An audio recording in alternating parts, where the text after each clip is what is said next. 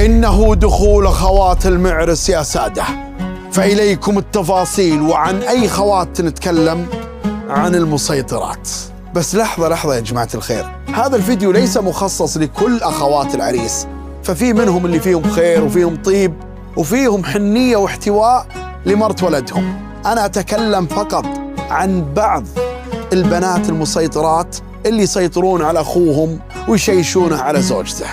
فإليكم التفاصيل يا سادة. ومن ضمن أخوات المعرس اللي مشغلين أم العروس وأهلها بالاتصالات، يتحكمون في الديكور وفي الضيافة وكلش يبغونه على هواهم. إلى متى يا سادة؟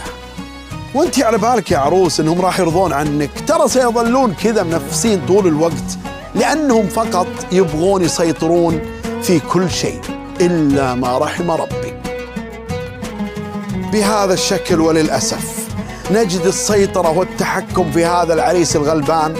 يبون دائما هم اللي متحكمين في حتى قراراته مع زوجته.